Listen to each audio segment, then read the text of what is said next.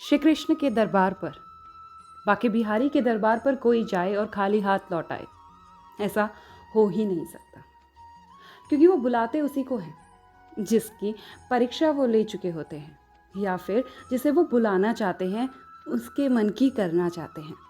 आज का एक खूबसूरत सा सत्य प्रसंग सुनिए, जिससे आप हैरान होने के साथ साथ आपका विश्वास अपने भगवान में थोड़ा और अडिग हो जाएगा, और जो तीव्रता है ना वृंदावन जाने की, वो थोड़ी और बढ़ जाएगी। आज का ये सत्य प्रसंग है दृष्टि तोमर जी का, जो गुजरात की रहने वाली थी। अब पेशे से वो न्यूरोलॉजिस्ट, वास्तुशास्त्र, एस्ट्रोलॉजर थी। तो इसका कह लीजिए जो ज्ञान होता है जिसमें रेखाएं देखी जाती हैं, वो उन्हें बखूबी था। एक बार उनकी फैमिली ने डिसाइड किया कि चलो वृंदावन हो आए, और वो भी साथ चली गई। वृंदावन पहुंचे तो बहुत भीड़ थी, क्योंकि बिहारी के वहाँ मेला सा लगा रहता है, उनके भक्तों का तांता लगा रहता है, इतनी भीड़ होती है। और वैसी भीड़ उस दिन भी थी। भीड़ में वो चलती जा रही थी, तभी किसी ने उनके हाथ पे 2 तुलसी के पत्ते रखे और 10 रुपए की डिमांड की।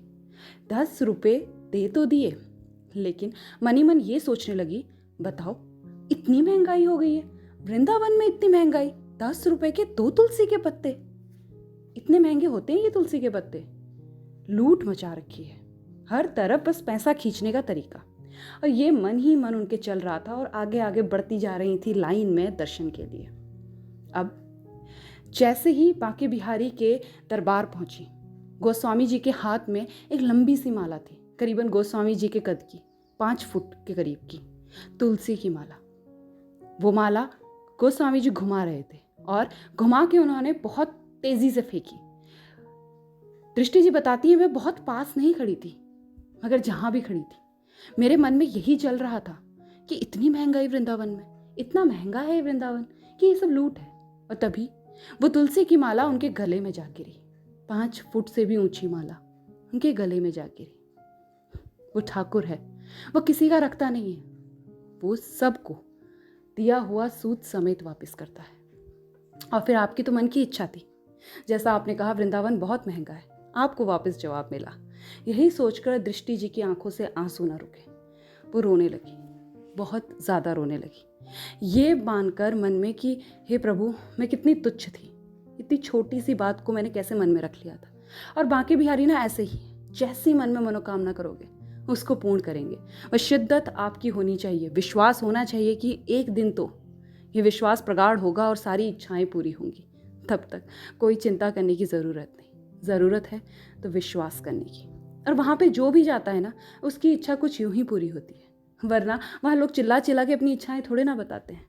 लेकिन वो बाके बिहारी है, सब सुन लेता है। और वैसे भी इतनी भीड़ में चाहे इंसान धक्के मुक्के से पहुँच रहा हो, लेकिन कुछ पल के लिए उस भक्त को ये ज़रूर लगता है कि अब कोई भीड़ नहीं, अब मैं अकेला हूँ। जैसे ही उसके दर्शन होते हैं, उसके नैनों से कांटेक्ट होता है, बस आगे पीछे कुछ नहीं दिखता, दिखता है तो बस वो ठाकुर जी, लड्डू गोपाल और भक्त, जो उन्हें देख के मग्ध मुग्ध हुआ पड़ा होता है। वो कहती हैं कि ऐसा एक ही बार नहीं हुआ कि मुझे मेरे भगवान का आभास हुआ, ऐसा कई बार हुआ। अब वो बाके बिहारी को अपना भाई मानती हैं, घर में लड्डू गोपाल रखे हैं, पूजती हैं। यूं ही एक और किस्सा उन्होंने बताया कि एक बार रक्षाबंधन था और भाई मानती हैं, तो राखी बांधी, हाथ जोड़े, भाई मेरी रक्षा करना, परिवार की रक्षा करना। और वास्तु जानती थी, जिसे पढ़कर उनको ये समझ में आया था कि आज कुछ घटना होने वाली है, मगर अपने बाके बिहारी, अपने लड्डू गोपाल को हाथ जोड़े थे कि कुछ भी हो टाल देना, तूने रक्षा करनी है, भाई है मेरा। ऐसा कह के जहाँ जाना था वहाँ के लिए निकल पड़ी। पूरा परिवार गाड़ी में बैठा था, और वो भी जा ही रहे थे कि सामने से एक तेजी से चलती हुई बाइक जिस तरफ दृष्टि जी बैठी थी उसी तरफ से टकराई। टायर पंचर हुआ, गाड़ी अपनी जगह से डिसबैलेंस हो गई, और वो बाइक वाला बहुत दूर जाके गिरा। कार संतुलित करने की कोशिश की गई और रोकी गई, किसी को हताहत नहीं। दृष्टि जी को कोई चोट नहीं लगी, चोट लग सकती थी। उतर के देखा तो दूर पे गिरा हुआ जो बाइक सवार था, उसने ड्रिंक की हुई थी, जिसकी वजह से वो संतुलित नहीं था, और थोड़ी बहुत उसे भी खरोच आई, मगर बहुत ज़्यादा चोट किसी को नहीं लगी थी। दृष्टि जी को कुछ भी खरोच नहीं आई थी। हालांकि उन्होंने आगे जाके बताया अपने परिवार को कि ये बहुत बड़ा दुर्घटना था जो मैंने अपने हाथों की रेखाओं में एस्ट्रोलॉजी में देखा था, मगर उस लटगोपाल से, अपने भाई से बोला था कि जो होगा टाल देना, और उसने टाल दिया। वो कहती हैं उसका होने का आभास मुझे कई बार होता है, और कई लोग बोलते हैं कि उन्हें आभास नहीं होता। वो ठाकुर है, अनंत ब्रह्मांड का मालिक, उसे कोई ज़रूरत नहीं है आपको आभास कराने की कि वो है, क्योंकि आपको आभास तभी होगा जब विश्वास होगा। तब तक तो वो पत्थर की मूर्ति, जिसे कुछ लोग ढोंग करते हैं तो कुछ लोग ऐसे ही पूछते हैं। मेरा विश्वास मानिए, जिस दिन आप श्रद्धा की आंखों से देखेंगे उस दिन वो आपको अपनी लीलाएं ज़रूर दिखाएगा। और तब तक इंतज़ार कीजिए लीलाओं के घटने का, क्योंकि ऐसे कई प्रसंग हैं जिनमें साक्षात्कार होता है कि वो है। कितना दूर है, कितना पास है, वो है। तो आज का ये सत्य प्रसंग दिष्टि तोमर जी का था। उन्होंने जो बताया उसमें कई बार उन्हें अपने आप से ही लगा, गिलानी महसूस हुई।